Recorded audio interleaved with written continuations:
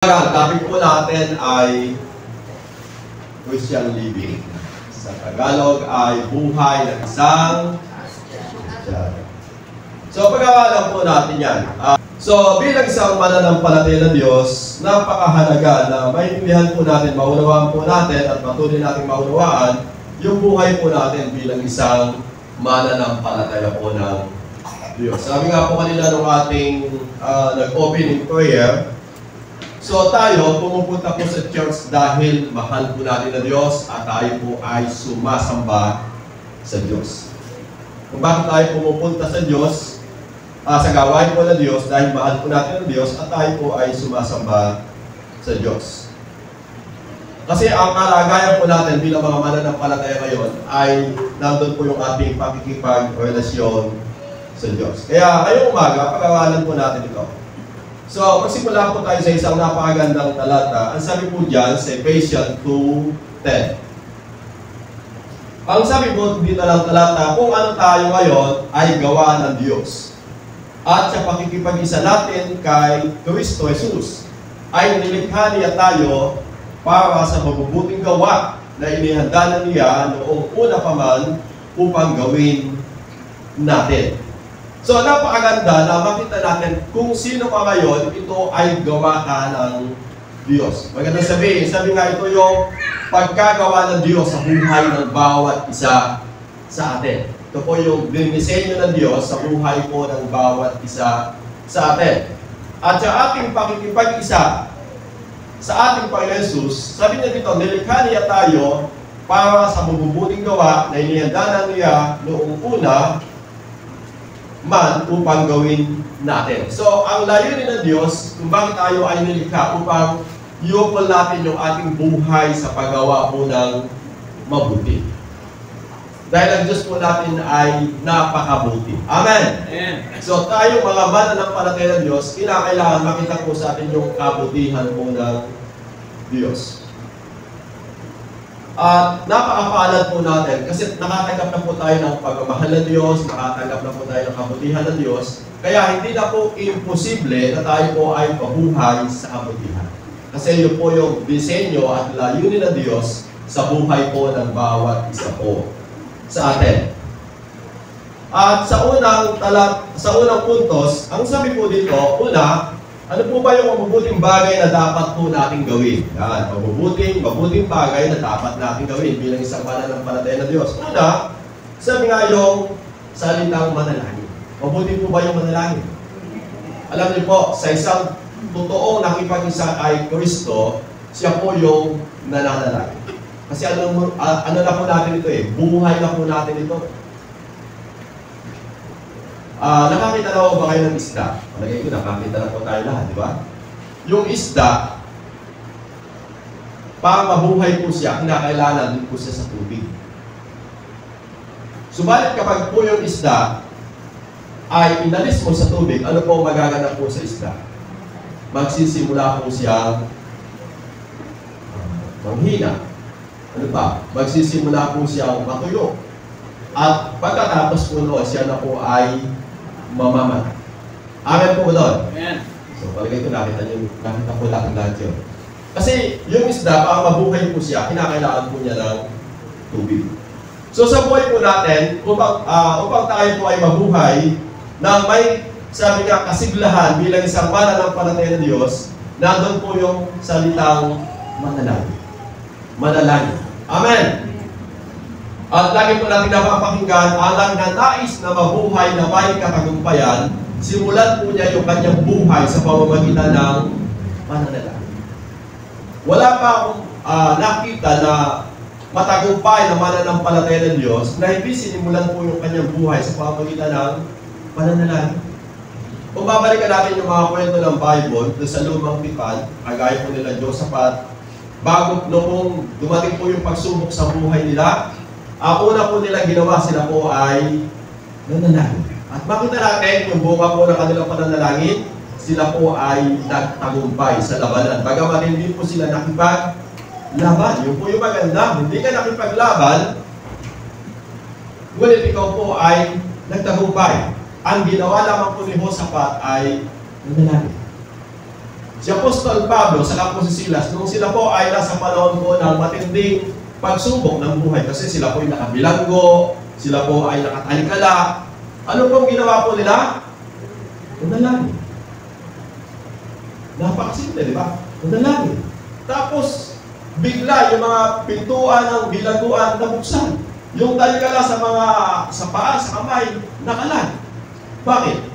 Nandun po yung malakas ang pagkilos po ng Diyos. Kaya kung gusto mong mabuhay na may katagumpayan, simulan po natin yung ating buhay sa pananalangin. Mismo yung Panginoon Jesus, ang sabi niya sa kanyang mga salita, sinimulan po niya yung kanyang buhay sa pamamagitan po ng panalangin. Amen!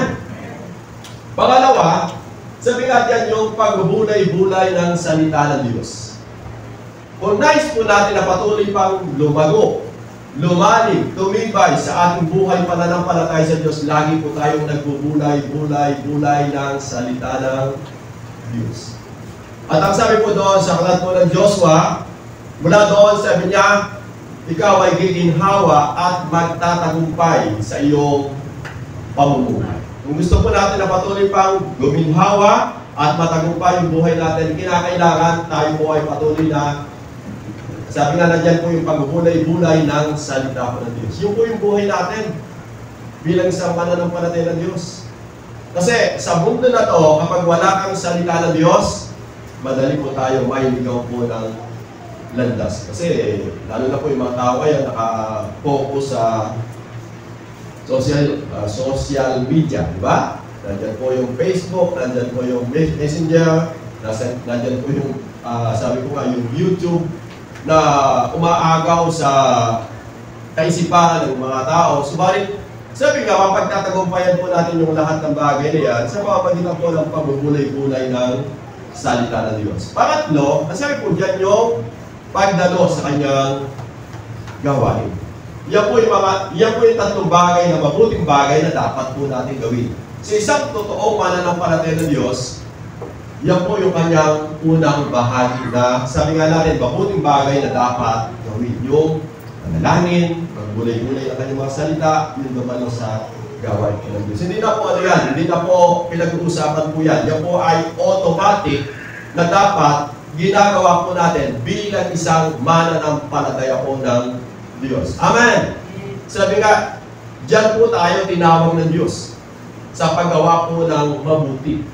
Mabuti na tayo po yung manalangin, mabuti na tayo po yung magbulay-bulay po ng salita ng Diyos, mabuti na tayo po yung laging dumadalo sa gawain po ng Diyos. Amen! Kasi sabi ng talata ni Apostol Pablo, sabi niya, yamang inyong nalalaman na ang lahat ng inyong ginagawa sa Panginoon, yung pagdalo, paglilingkod natin sa Panginoon, hindi po ito nawawalan po ng kabuluhan. Kaya sa isang taong mananampalataya ng Diyos na lumalago sa pananampalataya sa Panginoon, bahagi na po ng kanyang buhay po yung manalangin, yung po magbulay-bulay ng kanyang mga salita, at yung po gumalo sa gawain ng Diyos. Kasi kapag hindi po siya nananalangin, hindi po siya nagbubulay-bulay ng salita ng Diyos, at hindi dumadalo sa gawain ng Diyos, alam niyo po, kagaya po siya ng isda na nawala po doon sa tubig. Totoo naman, di ba? Pansinin po natin, kapag yung isang mananampalataya ng Diyos, hindi na po nananalangin, agaya po ng isda na wala na po sa tubig. Tapos hindi ka na po nagbubulay-bulay ng salita ng Diyos, matutuyo ka. Tapos hindi ka na po dumadalo ng gawain ng Diyos, delikado ka na, malapit ka na mamatay. Kaya sa buhay po natin, bilang isang mananampalataya ng Diyos, bahagi na po ng buhay natin yan. Kasi kapag hindi mo ginagawa yan, sabi nga bilang isang mananampalataya ng Diyos, kagaya po ng isda, baka sisingap-singap ka na lang. Kaya sabi nga bilang isang mananampalataya ng Diyos, yun po yung dapat na maging kaugalian na po natin bilang mga mananampalataya ng Diyos. Kagaya po ng ating Panginoon Jesus, siya po yung ating pinakamagandang halimbawa. Na sa kanyang buhay, nandun po yung kanyang pananalangin, nandun po yung kanyang patuloy na pagbabahagi ng salita ng Diyos, at nandun po yung pagdalo po niya sa mga pagtitipon tungkol sa Panginoon. Pangalawa, bilang mga mananampalataya ng Diyos, yung buhay po natin bilang isang mananampalataya ng Diyos, makita natin dyan yung salitang mangangal ng salita ng Diyos. Alam niyo po ba, tayo po ay tinawag ng Diyos upang maging kamanggagawa po ng Diyos. Sabi nga, ito po yung pinaka-ano natin, pinaka-misyon bilang isang mananampalataya po ng Diyos. Masinin po natin yung talata po dyan na binabanggit ni Apostol Juan. Ang sabi po dyan, dalawang salin po yung tinignan ko. Sabi po dyan sa isang salin, hindi kayo pumili sa akin, ako ang pumili sa inyo. Hindi ko kayo, hinira ko kayo upang kayo ay magsiyaw at magpunga at manatili ang inyong bunga. Sa gayon, ang anumang hingin ninyo sa Ama sa aking pangalan ay ibigay sa inyo. So sabi nga, kung bakit po tayo nandito, hindi po tayo pumili sa Diyos. Ang Diyos ang pumili sa buhay po ng bawat isa sa atin. Amen! At yamang tayo po ay pinili ng Diyos, isang mabuting bagay na ipinapagawa po sa atin ng Diyos, tayo daw po yung pumayo at magbunga. Sabi nga, i-share po natin yung gospel. Lagi po natin ipinapaalala kung paano noong unang panahon may ginamit po sa atin ng Diyos, ganun din po yung maging puso natin na tayo din po ay pagamit sa ating Panginoong Diyos. Amen po ba doon? Sabi nga tayo po yung magbunga. Pumayo po tayo at magbunga pa. Upang yung mga tao na wala pang lubusang pagkakilala at pagkaunawa ng salita ng Diyos ay kumilala at manampalataya sa ating Panginoong Jesus. Isipin nyo na lang, kung wala pong nag-pray sa atin, wala pong nag-share sa atin ng gospel, hindi po tayo makakilala sa ating Panginoon. Yamang tayo po ay isa na po sa mga pinili at tinawag ng Diyos. So, tayo po ay maging kamanggagawa po ng Diyos. Amen po ba doon? Amen. Lagi pong pinapaalala, lalo na kung may mga mahal pa po tayo sa buhay na hindi mananampalataya, nandyan po yung magulang mo, nandyan po yung kapatid mo, nandyan po yung mga mahal mo sa buhay na hindi pa mananampalataya. Sabi nga, tayo po yung paggamit sa Panginoon. Yan po ay isang mabuting gawain na ipinapagawa po sa atin ng Diyos. Amen. Hindi lang po tayo tinawag na manatili po tayo dumadalo lang tuwing Sunday, pagkatapos uuwi na po ng bahay, tapos nakita mo yung kamag-anak mo, nakita mo yung kaibigan mo, ito yung buhay niya. Hindi po ba tayo naaawa sa kanila na alam naman po natin kapag namatay po yung tao na yun, napahamakan yung kanyang pupuntahan. So, napakahalaga na gumawa po tayo ng mabuti na yung tao na yun na hindi pa mananampalataya ay kumilala at manampalataya sa ating Panginoon. Alam niyo po ba habang ginagawa po natin yan, ang pangako sa atin ng Diyos, ano po yung pangako niya? Sabi niya, sa gayon, ang anumang hingin ninyo sa Ama sa aking pangalan ay ibibigay sa iyo. So, nandun po yung pangako ng Diyos. Habang gumagawa ka sa gawain ng Diyos, kasunod po noon yung patuloy na biyaya at pagpapala at katugunan ng Diyos sa ating mga manalangin. Kasi, paano po bang sa isang namamasukan, kapag gumagawa ka sa iyong pinapasukan, automatic po yun, may sweldo pa. Amen po ba doon? Pero kapag hindi ka pumasok, hindi ka gumawa, wala ka sweldo. Yun po yung sistema po ng ano kayo, na paghahanap buhay, kung walang pasok, walang sweldo. Kung may pasok, may sweldo. Di po ba? So, ganun din po sa Panginoon. Kapag tayo po ay gumagawa sa Panginoon at nakapagdadala ng kaluluwa sa paanan po ng Diyos, sabi nga, yung panalangin mo, mabilis po na tinutugon po ng Diyos. Kasi yung po yung pangako niya, di ba? O, ulitin po natin, niyo ko kayo upang kayo magsiyaw at magbunga at manatili ang inyong bunga. Sa gayon, anumang hingin ninyo sa Ama sa aking pangalan ay ibibigay. So, counted po yun na yung blessing kasunod. Kaya, lagi natin binabanggit na yung maglingkod sa Diyos, ito po yung susi upang patuloy po tayong pagpalain po ng Diyos sa lahat ng aspeto ng ating pamumuhay. At sa 2 Corinthians 5:20,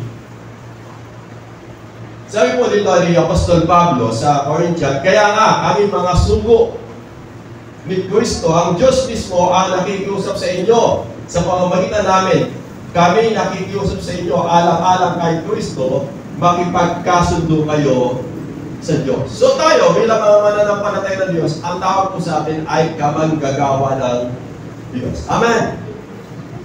Tayo po yung, sabi po ng Bible, ay sugo.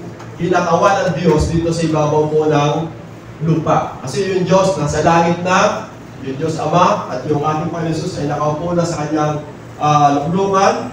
So, tayo po yung inaatasan na ipagpatuloy yung gawain iniwanan po sa atin na iniwanan po ng ating Panginoong Jesus. Ikaw at ako, ang inutusan po niya upang yung mga tao ay makipagkasundo sa ating Panginoong Jesus. Kasi bakit pinakailangan ng tao magpagkasundo sa Panginoong Jesus? Kasi ang Panginoong Jesus lamang ang tanging tagapagligtas. Maliban na ang tao yung makipag-isa kay Kristo, hindi niya makakamtan yung salitang ligtasan.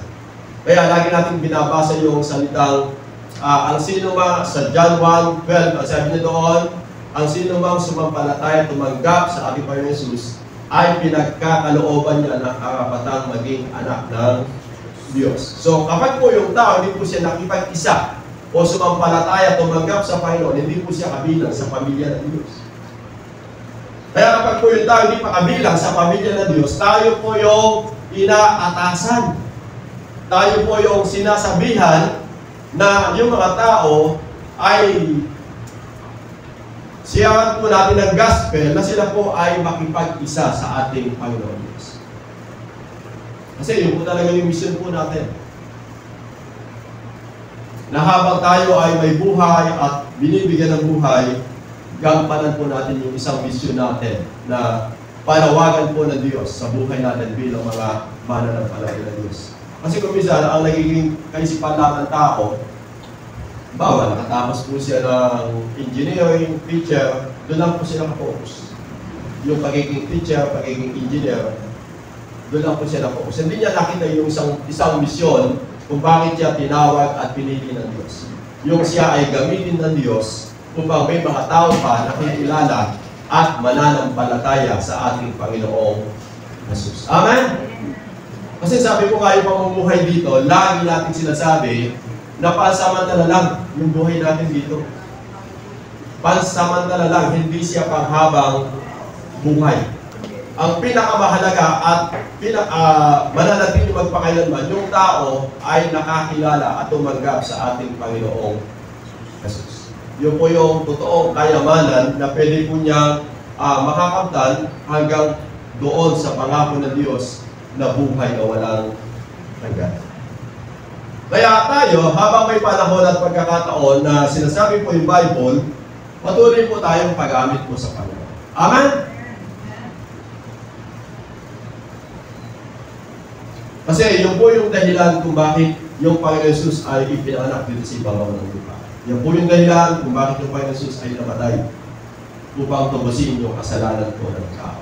Yan din po yung dahilan kung bakit yung Panginoon Jesus ay babalik upang lahat ng natutong sumampalataya at tumanggap sa Kanya ay makasama niya doon sa langit na bayan. Amen! Amen. Ang malungkot po doon, yung mahal po natin sa buhay, hindi po siya natutong sumampalataya tumanggap sa Kanya. Ano po yung kanyang pupuntahan? Ang sabi po ng Bible ay walang hanggang kapalaman. So dito, di ba, nabuhay po tayo ng 70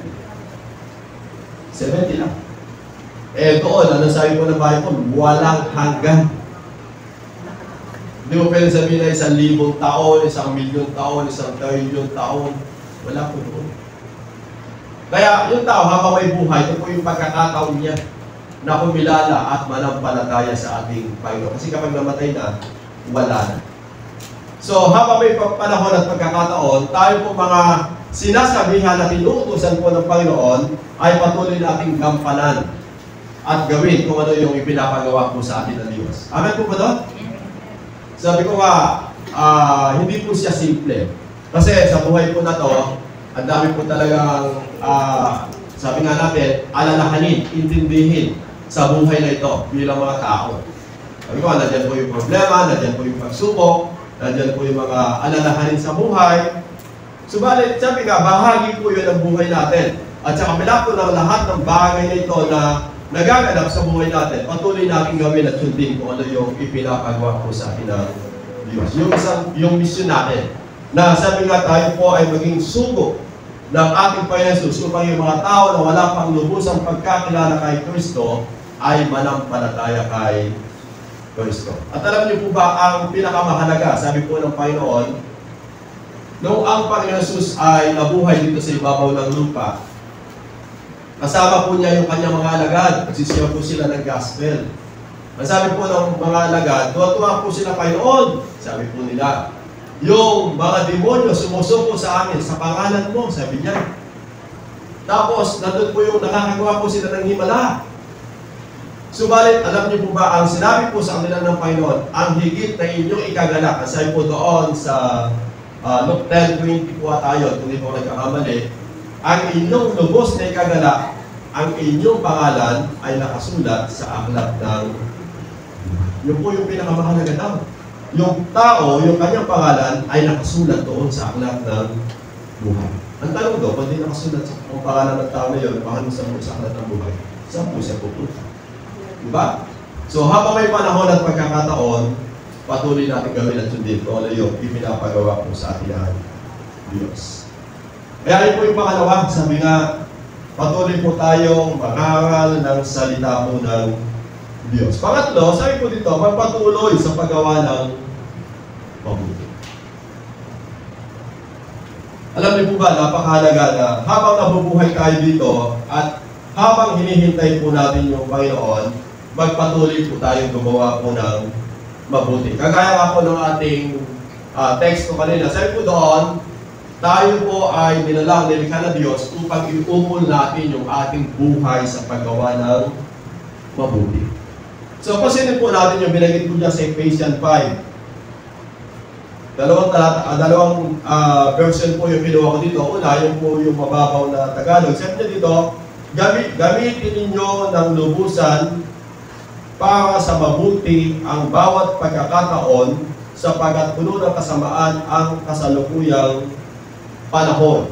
Sabi naman po dito sa isang salin, samantalahin ninyo ang bawat pagkakataon na kayo'y makagawa ng mabuti sapagkat punong-puno na ng kasamaan ang daigdig na ito. So, dito sa isang talata, sabi niya dito, gamitin ninyo ng lubusan para sa mabuti. Sa ibang salin, sabi niya dito, samantalahin ninyo ang bawat pagkakataon na kayo'y makagawa ng mabuti. Kasi yung pagkakataon, ano po yan eh, hindi naman po lagi. Parang ganito. Yung September 28, hindi na po babalik yun. Ang kasunod po noon, 2024, 2025 na.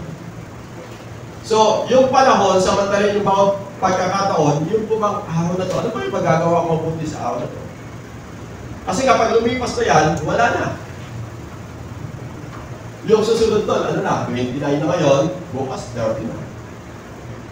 Yan po yung sinasabi ni Apostol Pablo, na sabi niya, samantalahin ninyo ang bawat pagkakataon na kayo'y makagawa ng mabuti sapagkat punong-puno na ng kasamaan ang daigdig ngayon. Alam niyo po, sa totoo lang po talaga, yung panahon po ngayon, iba na. Hindi kung babalikan po natin yung mga, sabihin na po natin 80s, 90s, iba na po yung panahon po natin. Sabi po nila noon, pananaw po nila noon, centennial. Centennial, di ba? Centennial, yung mga medyo may edad na sistema po ng mundo. Pangalawa, millennial. Millennial po yung, dahil po sabi po nila, millennial na ngayon. Yung mga sistema ng mundo ngayon, talaga ano na. Ang laki na ng pagbabago. Hindi lang po millennial ngayon, yung mga kaisipan po ng mga tao ngayon, yung iba, liberated. Pag sinabing liberated, mas matindi po yun. Hindi na po masyadong iniisip yung bagay-bagay, kung ano yung tama, ano ba yung mabuti, kundi kung ano yung nakikita nila na ginagawa na po ng ibang tao, sa kanila, normal na po yun. Hindi na po nila inisip, tama ba ito, mabuti ba ito, hindi na po nila inisip yun. Liberated na po yung kaisipan ng tao. Bagamat tayo dito sa Pilipinas, late po tayo sa pagiging kaisipan ng mga nasa, di ba, sa ibang bansa. sa Amerika, iba po yung ano nila doon. Mindset na po nila. Kaysa po doon sa atin dito sa Pilipinas, halimbawa, kagaya na lang po doon sa ipinapasa po dito na divorce. Dito wala pa po siya talaga automatic sa ibang bansa. Nandiyan na po yan. Sa Amerika, sa Korea. Kaya makita mo doon, yung pag-asawa po doon, parang game. Nag-away kayo ngayon, punta kayo sa munisipyo, file kayo ng divorce. Tapos na. O, pagka may nakasalubong ka, ayayin mo, pwede ba, magpakasal tayo. Kapag gusto niya, o sige, punta kayo sa munisipyo, kasal kayo. Ganun po yun eh. Liberated na po yung mindset po nila. Kasi yun na po yung mundo. Pero sabi nga ng Bible, hindi po yun yung kalooban ng Diyos. Amen! Yun po yung sinasabi ng Bible na paggawa ng mabuti. Kaya sabi po dyan ni Apostol Pablo, samantalahin ninyo ang bawat pagkakataon na kayo makagawa ng mabuti. At gusto kong idugtong yung salita, hindi lang mabuti, kundi yung salitang tama. Ang mabuti ay tama. Amen po ba doon? Kasi halimbawa yung isa nagigipin, mabuti yata, magnakaw na lang ako. Tama po ba yun? May mabigat na pagsubok, problema sa buhay, mabuti yata, maglasing na lang. Tama po ba yun? Hindi po ba? Hindi. Hindi lahat po kasi na mabuti ay tama. Nag-away kayo ng mag-asawa. Mabuti siguro, maghiwalay na tayo. Tama po ba yan? Madaming kaisipan na pumapasok sa buhay ng tao na mabuti, kaya lang hindi siya tama. So maganda, hindi lang po siya mabuti, kundi dapat po siya ay tama. Amen po ba doon? Samantalahin po natin yung bawat pagkakataon na tayo makagawa po ng mabuti sapagkat punong-puno na ng kasamaan ang daigdig. Ito. Tayo po ay pinapaalalahanan ng Diyos, sinasabihan ng Diyos na ito po yung maging takbo ng ating buhay. Kasi iba po yung takbo po ng buhay sa labas ng mga tao na hindi mananampalataya ng Diyos, saka ng mga taong nananampalataya sa Diyos. Kung baga sa daan, ikaw dumadaan ka sa daan patungong langit, siya naman dumadaan papunta ng kapahamakan. So kung nais mo na pumunta ng langit, doon ka sa daan papunta ng langit. Amen po ba doon? Kung gusto mo talaga pumunta ng kapahamakan, doon ka dumaan. Kasi kung saan ka nagsimula, tiyak may dulo yan. Amen po ba doon? May dulo yan. Kung kapag ang isang bagay, sinimulan mo ng tama, ang dulo ng tama. Kapag ang isang bagay, sinimulan mo ng mali, ang dulo ng mali pa rin. Maliban yung mali, nagsimula ka mo ng tama. Para po yung mali, magsimula ng tama, ang dulo nun ay maging tama na po siya. Kaya sa buhay po natin, yamang tayo po ay tinawag ng Diyos sa paggawa ng mabuti. Sabi nga, samantalin na po natin yung pagkakataon. Sa bawat araw, Lord, ano ba yung mabuti kong pwedeng gawin sa araw na ito? Sa buhay ko, sa asawa ko, sa mga anak ko, sa kapitbahay ko. Yun po bang ganun na yung maging kaisipan natin? At Lord, kung bibigyan mo pa ako ng 5 taon, ano pa kaya yung pwede kong gawin mabuti? Kasi sa bawat umaga na nagigising tayo, nababawasan po yung buhay natin. Nababawasan. Halimbawa, ang binigay siya rin niya 50. Pagkagising mo kinabukasan, hindi na po 50 yun. Bawas na po ng isang araw yun. Amen po ba doon?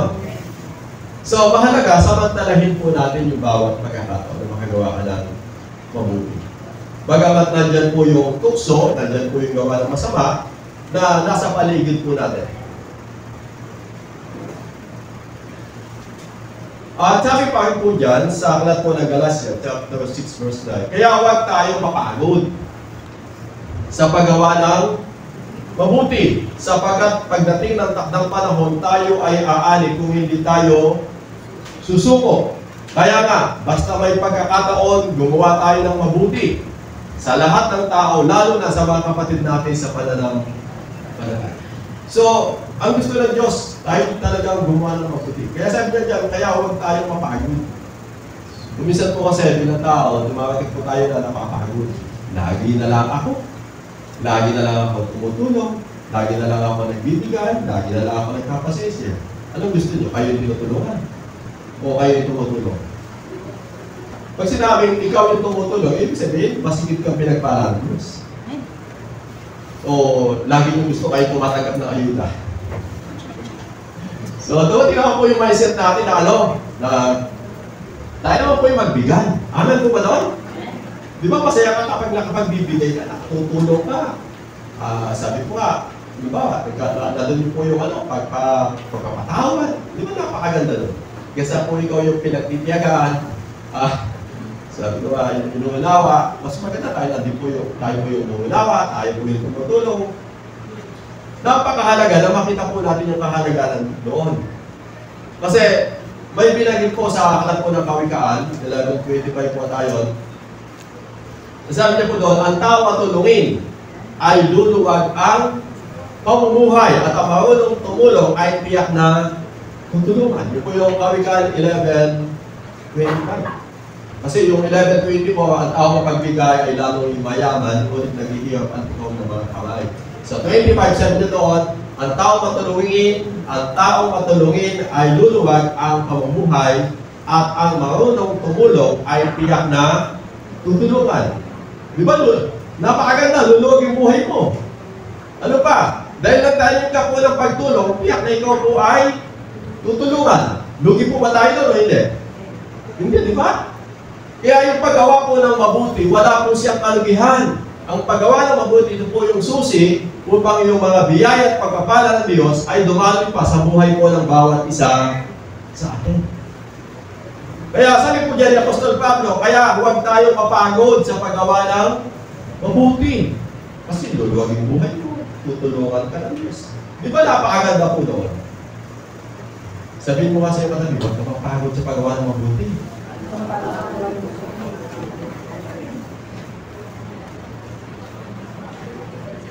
Kumisan po kasi sa buhay ng tao, na doon nga po yung salitang kaisipan na sa buhay niya, kala niya sa kanya yun. Hindi po sa atin yan. Ipinagkatiwala lamang po yan sa atin ng Diyos. Lagi mo ilagay sa puso mo, hindi sa akin ito. Kaya kung may pagkakataon ka, gagawa ka ng mabuti. Kapag ang isip mo, sa iyo yan, talaga hindi ka makakagawa ng mabuti. Hindi ka, sabi nga, ayaw mo magpatuloy sa tahanan ninyo, ayaw mo man lang na magpakain, magpamerienda, kasi mababawasan itong akin.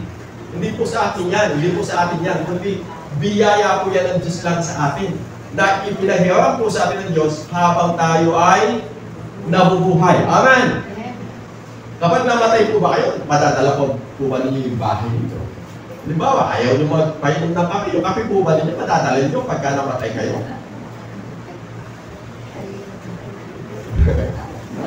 Hindi naman, di ba? Buti pa yung mga tao nagpunta sa inyong patay, na ayaw po ng kape. Natagal mong ilipon ng kape mo, tinatago-tago. Tapos dumating yung panahon, pininom lang ng kapit bahay mo. Ay, dito ba? Ito pala yung kape na tinatago. Sarap pala, kaya pala yung painom sa akin. Di ba? Yung po bang maganda, maging ano po tayo, maging bukas po yung ating kaisipan sa ganun sitwasyon. Sabi ko nga, hindi sa iyo yung nasa iyo yun, kundi biyaya at ipinagkatiwala lang sa atin ng Diyos. At gamitin po natin ito sa paggawa po ng mabuti. Amen! Kaya sabi niya, huwag tayo mapagod sa paggawa ng mabuti. Sa paggawa ng mabuti, sapagkat pagdating ng takdang panahon tayo ay aani kung hindi tayo susuko. Sabi nga, may pag-aani. Kaya nga, basta may pagkakataon, sabi niya, basta may pagkakataon ay gumawa tayo ng mabuti sa lahat ng tao, lalo na sa mga kapatid sa pananampalataya. Alam niyo po ba, kapag tayo gumagawa ng mabuti sa ibang tao, nagiging way po yun para yung tao kumilain sa Diyos. Lalo na po yung mga Pilipino, madali po silang, madala sa ganung sitwasyon. Yung po ba, utang na loob. Madali po sila madala sa ganun. Ay, nakakaya naman kaya, tinulungan ako, binigyan ako, hindi siya pagbigyan na makadalaw ko sa gawain ng Diyos. Di ba, nagiging way po yun? At hindi niya alam, sa pamamagitan noon, yung tao nila ay nabit po niya sa Diyos. Umilala sa Diyos. Dahil doon sa mga bagay na ginawa po niyang mabuti. Kaya, kung minsan, pinapahintulutan ng Diyos na sumagala tayo, umunlad po tayo, upang magamit po natin ito sa paggawa ng mabuti, upang may mga tao pa na kumilala at manampalataya sa ating Panginoong Jesus. Amen!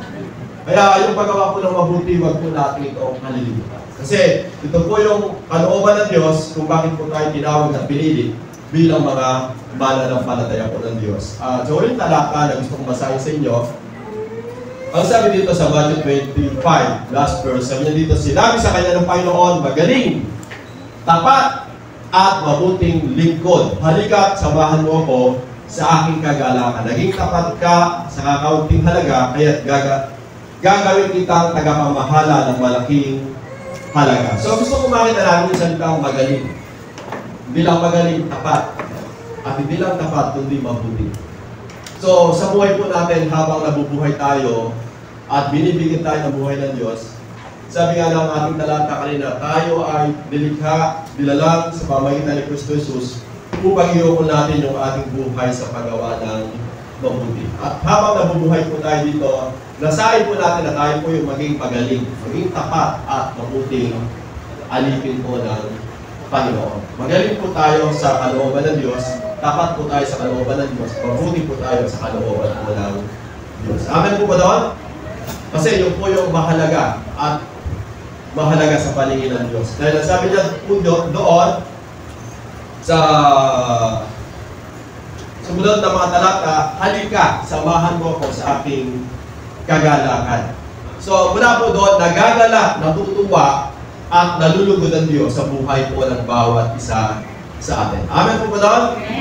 Sa buhay po natin bilang isang mananampalataya ng Diyos, ito po yung gampanin po natin at gawain po natin bilang isang mananampalataya ng Diyos. Sabi nga sa una, mabuhay sa mga bagay, mabuhay po tayo kung ano yung tama at mabuti at kalugod-lugod sa paningin po ng ating Panginoon.